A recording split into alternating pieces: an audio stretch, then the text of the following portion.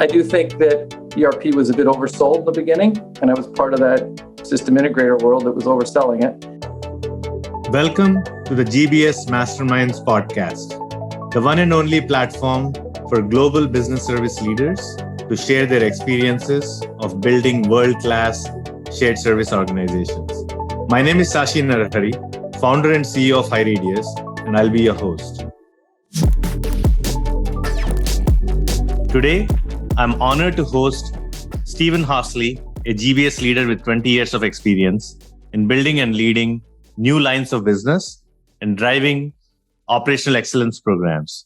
Stephen has explored several leadership positions across top organizations like KPMG, AOL, Hackett, and now is the SVP of OneSource, Estée Lauder's first ever GBS organization. Stephen, thank you so much for joining us today. Welcome to the show.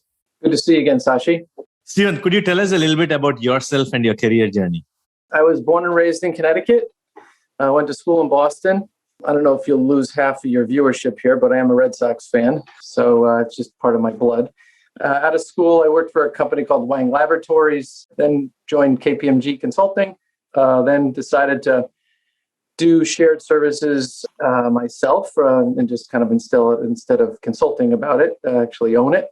So I joined Applied Materials. Then wanted to get back home a little bit closer to my mom back in Connecticut and moved to AOL Time Warner. And then I turned 50 and had an epiphany of, I felt like I needed to do something a little bit more purposeful. So I created a BPO organization onshore, it was a startup.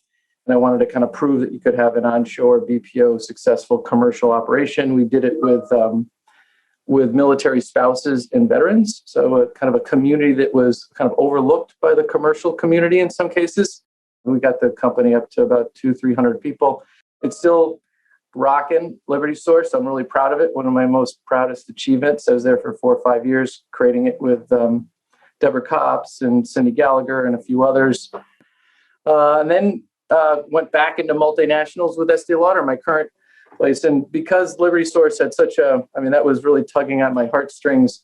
I wasn't just going to land back in commercial, in a commercial engagement, just yet another company. And Estee Lauder is that company. It's a company where quite commonly you quote Mrs. Lauder to get a point across, right? Like it's a value-based company. So the heartbeat of the founder is still in the hallways and is something that makes us, I think, a special company and a special company. And they'd never done shared services, 30 different brands, $60 billion and growing. It's a growth company. So it was a great recipe to start back into commercial and do something that I kind of know. Awesome.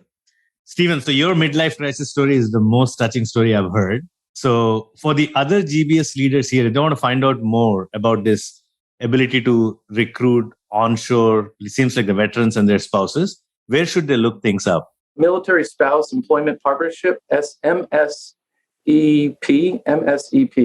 is, I think it's a government-run agency. I plugged into that. And so all the military spouses, it's an affiliation. They're all affiliated with it. But a lot of big multinationals plug in there because it's an untapped talent pool of really skilled men and women that are, that's where we that's what Liberty Source was kind of founded on that group of people. Amazing. Very impressive. Thanks for doing that. Yep. All right. So we're now going to switch, Stephen, into the $6 million questions that every GBS leader wants to know the answers to. The first one is the classic. You have designed and led multiple GBS organizations. Of course, you founded Liberty Source as an alternative to BPOs. Based on your experience, which model would you recommend? I've created a BPO and ran a BPO. Then I've created shared services, and then I've run P&L. So I've kind of been on both sides of the table. I think it's all about creating as many levers of opportunity as possible. So I would say like a hybrid model. My belief is that everybody's business model, regardless of industry, is changing at a record pace, right? And now we have this war on talent, right? So why wouldn't you have both oars in the water, right? Why wouldn't you have a BPO operation going that has their oar in the water and they have recruiting pools and talents and maybe a geography footprint that's different than yours? And then you have your captive center, oar in the water. And so I just think you can pivot quicker when needs and wants, because it's all about staying relevant to the business. Awesome. The second $1 million question is harmonize and standardize first versus lift and shift. What's the right approach in your view? Way back in my career, I was very much a harmonize first, since that was 20 years ago. Now, they weren't ready for prime time, but that's changed significantly since then. So I was very much a harmonize first, and then shifted over for just the machine of BPO to take it from there, and they wouldn't really change anything. I think now I've subscribed more to a lift and shift. I think the BPOs are a lot more capable as long as you can get your economic terms the right way in your contracting. And the processes maybe don't have huge end user impact, and maybe they're a little bit more narrow in their end user impact area, and they're a little bit less risky. I think a BPO provider is more than capable of taking work that might not be perfect and make it better, right? Keep in mind that I think everyone has to just be aware that your whole portfolio of services, so each one of those have different needs and wants. Like the counter support, I don't have BPO supporting that. I have other ELC. I have captive ELC people that know our culture, know what's the rhythm on the counters, what the different brands, 30 different brands we have, a lot of awareness around that. That's an area. Finance and accounting, transactions, I have BPO over that in that space. Not a large end user community. It's compact. Those processes aren't that much, don't have to change that much. And there's a quote that one of my CFO gave me one time. I was coming in and I laid out my plan for the year. And he said, well, Steve, I think good is good enough. And his point was, I don't want to be the best company in the world that pays bills. Okay. Like I want to be the best online advertising company. I don't want to be the best company that pays bills better than anybody else. Okay. So nothing against you, Steve, but that's an area where good is good enough. Perfect for a BPO. That's a good perspective. All right. The third $1 million question is on RPA mainly versus foundational platforms. In your past role, Stephen, you have been keen on transforming GBS with a mix of automation and human capital. What is your view on tools like RPA first and maybe a little bit on AI if you have done anything in the AI space? My first RPA was at Liberty Source. I did some robotics for discovery communications at Liberty Source. I'm a big supporter. So at Estée Lauder, we created our intelligent automations COE for the company, not even just in support of GBS. We support basically anyone in ELC across the globe that wants to do intelligent automation on, in supply chain across wherever they come to us. So we own that COE and delivery area for robotics. So I know it pretty well. I would say that, I think robotics can get you so far. ERP guys, they have, technology roadmaps, and then you're sprinkling this RPA in the middle of it. Sometimes that could be in conflict with maybe where the roadmap is going. So the way I always addressed that was RPA is simply a bridging mechanism, right? So it's when the ERP gets that functionality square and the patch is ready to be deployed and that solution, then we'll just turn off the RPA. No problem. It won't disrupt the destination of IT in their roadmap. The other thing I would say is process. Don't just jump right into RPA without fully doing, end-to-end process, mapping, because more often than not, if your intake isn't fully understood, your robot can only do so much. They can't, if it's contamination coming in because the process wasn't fully understood, you're going to be frustrated because the robot is going to keep on falling over. In addition to the process or the intelligent automation COE, OneSource has kind of founded itself and kind of evolved our service offering to call this, we have a process excellence platform of process mapping and all these other tools that you need before you even get to the automation step. Got it. All right. So the next question is, how do you transform GBS from a cost-cutting function? It generally tends to start as a operating cost reduction function to a revenue driver function, potentially a strategic partner with your business stakeholders. I have this term front of the counter and behind the counter.